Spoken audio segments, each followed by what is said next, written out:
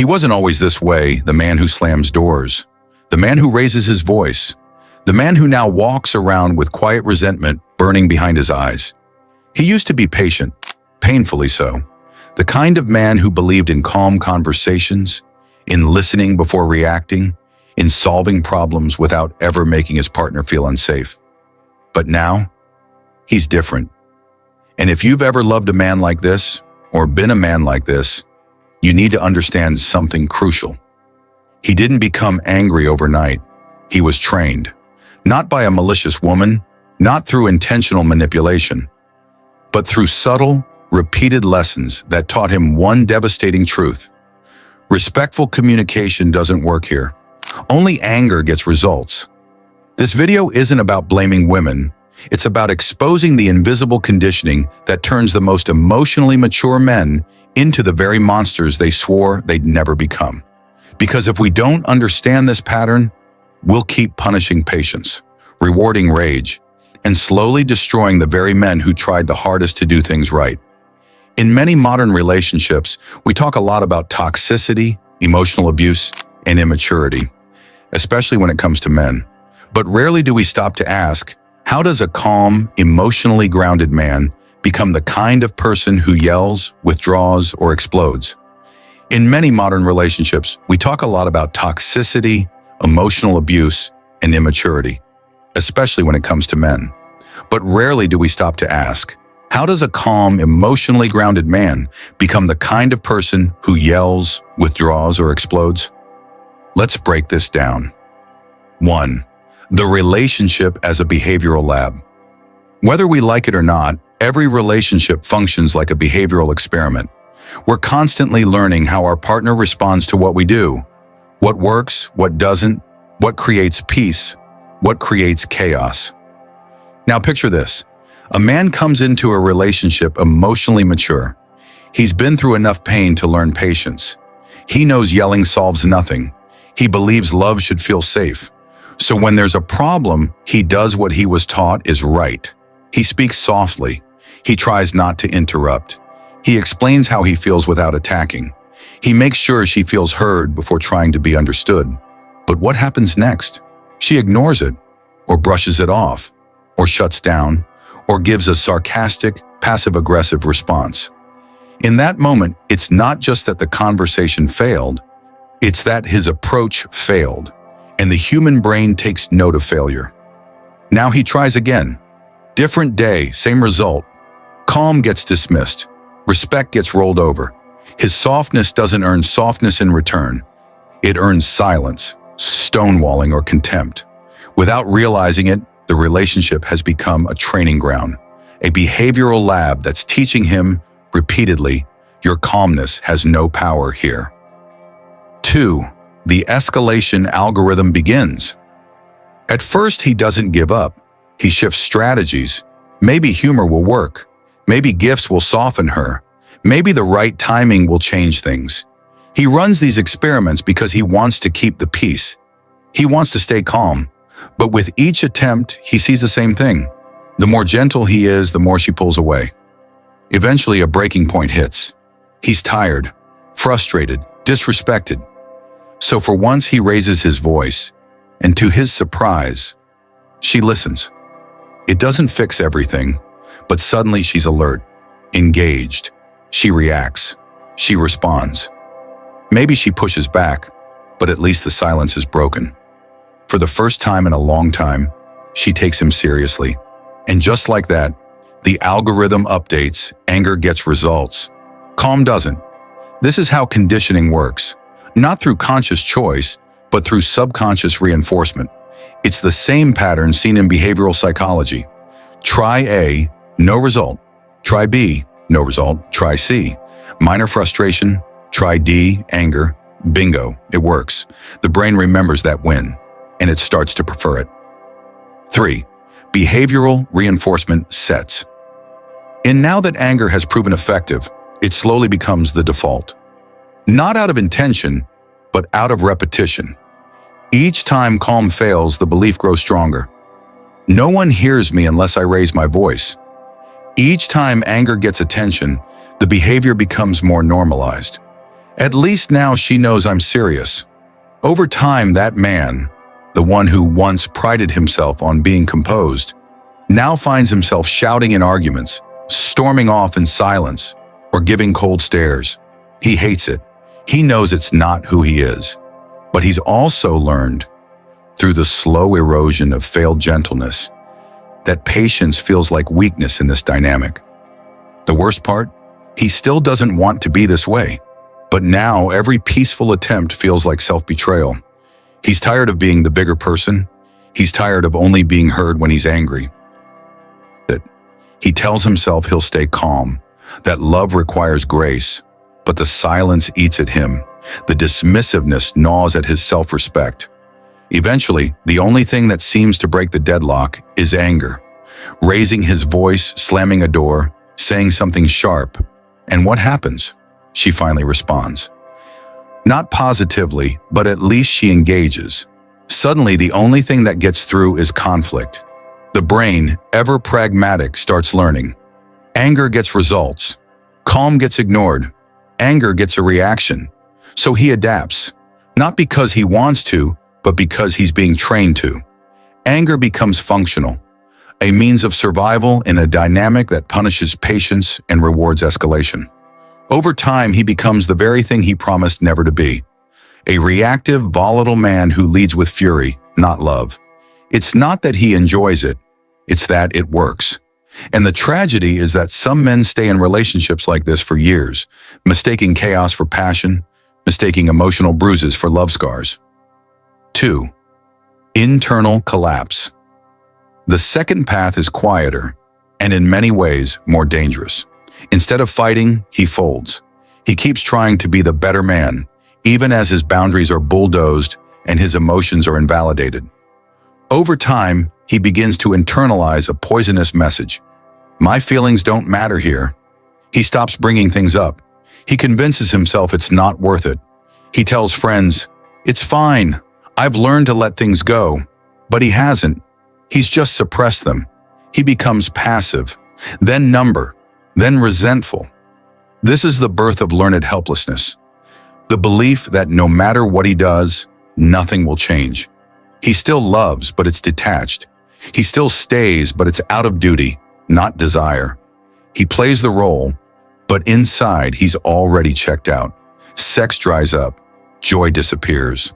His laughter sounds like someone else's. And unless he wakes up, he'll wake up in 10 years wondering where he went. 3. Strategic exit. Then there's the third path, the one that takes the most strength. He sees the pattern. He recognizes the disrespect not as a challenge to be solved, but as a truth to be accepted. He no longer clings to potential or promises. He reads the data the relationship has shown him over and over. Your peace doesn't belong here. And he leaves, not in anger, not in revenge, but in clarity. He walks away not because he doesn't care, but because he finally does. About himself, about his values, about the kind of love he knows is possible, but not present. This is the man who heals, who doesn't let the relationship turn him bitter, who doesn't overstay and erode his own spirit, who walks away with his dignity intact and his heart still open. And ironically, this is often the man she only begins to respect after he's gone. When calm communication is routinely ignored, but emotional outbursts trigger immediate responses, the brain begins to assign priority based on reactivity. Over time, the woman may not consciously realize what she's doing, but her behavior teaches a powerful lesson. Calmness is optional, anger is mandatory. The man can talk respectfully for days, no change. But the moment he explodes, she listens, she reacts, she takes action. This sets up a dangerous mental loop. The relationship becomes a lab, and both parties become conditioned. She learns to filter out softness as background noise. He learns that if he wants results, he has to roar. This is how rage becomes a communication strategy. Not because he wants to hurt, but because he's learned it's the only thing that works. Behaviors that receive a stronger emotional or practical reward are more likely to be repeated. This is a core principle of behavioral psychology. If romantic gestures, humor, and emotional vulnerability receive little to no response, But frustration and intensity spark real engagement. A system of differential reinforcement forms. The emotional payoff isn't found in love, it's found in pressure. The woman may not mean to encourage this, but her pattern of reaction teaches him that only strong emotional pressure, often through anger or withdrawal, is taken seriously. Over time, this reward system turns the man into a reactive version of himself, not because he's weak or immature, but because he's adapting. In psychological terms, he's following the invisible reward structure she helped build. In economics, a recession occurs when the value of currency decreases. In relationships, a respect recession occurs when calm, respectful communication loses all value. Early in the relationship, he may have been admired for his ability to stay grounded. But as time passes, familiarity breeds not just contempt, but numbness. She starts to interpret his calmness as weakness. His measured tone feels boring. His patience looks like passivity. Without realizing it, she begins to take him for granted. The emotional economy shifts. In this new system, fire is more valuable than light. Drama holds more weight than dignity. This respect recession devalues everything that once made him attractive. Not because he changed, but because the currency of respect was quietly de-inflated. The urgency illusion. When someone reacts only to heightened emotion, they misinterpret calm delivery as lack of seriousness. This creates a tragic illusion. The woman doesn't realize the issue was always urgent. He just chose to communicate it with composure. So when he finally raises his voice, she says, "Why didn't you tell me before?" But he did, many times. It just didn't register, because she's been conditioned to associate urgency with emotional escalation. This illusion causes long-term emotional distortion. He feels invisible unless he's angry. She feels shocked when he finally explodes, unaware she built the silence that preceded it.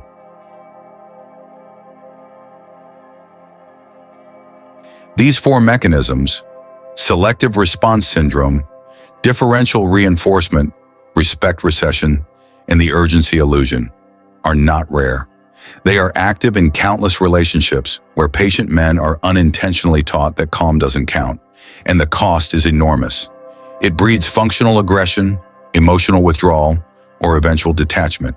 It breaks down trust and warps natural communication rhythms. Worst of all, it conditions two people into playing roles they never auditioned for, the reactive man and the dismissive woman. Breaking this cycle requires brutal honesty and a return to valuing calm as strength, not silence. In today's world, the modern man is caught between two impossible demands: a psychological catch-22 that slowly erodes his spirit, clarity, and ability to connect without betraying himself. On one hand, society preaches the gospel of emotional restraint. Don't raise your voice, don't lose your temper, be a safe space, be calm. On the other hand, many relationship dynamics, subtly or overtly, reward the very behavior society condemns. When he's patient, gentle, and composed, he's ignored. But the moment he raises his voice or displays raw emotion, suddenly there's urgency, attention, movement. This contradiction is the societal double-bind for men. It tells him, if you're angry, you're toxic. But if you're calm, you're invisible. He's damned if he reacts, branded as aggressive, unbalanced, or manipulative. He's damned if he doesn't, labeled weak, disconnected, or not serious enough. In practice, this double bind leaves emotionally mature men in a state of chronic psychological tension. If his emotional expressions are muted and regulated, he loses relational effectiveness. If his emotions break through, even once, he risks character assassination and permanent relational damage. So what is he supposed to do? What needs to change? Let's be clear, this is not just a man problem or a woman problem. It's a relational maturity problem. Both sides have roles to play in solving it. For women, listen to calm communication with the same urgency you'd give a crisis. If your man is telling you something, softly, quietly, with effort, don't wait for him to shout before you act. Stop punishing patience. Many women unconsciously reward emotional volatility while ignoring emotional maturity. This sets up a system where only dysfunction thrives. Challenge your own emotional conditioning. Ask yourself, why do I only take him seriously when he's angry? That's not love. That's unresolved trauma. For men, set boundaries early. Don't wait for years before expressing your needs. Let calm be your first language, but make sure silence isn't your second. Don't morph into a man you won't respect. If calm doesn't work after repeated efforts, don't escalate, exit.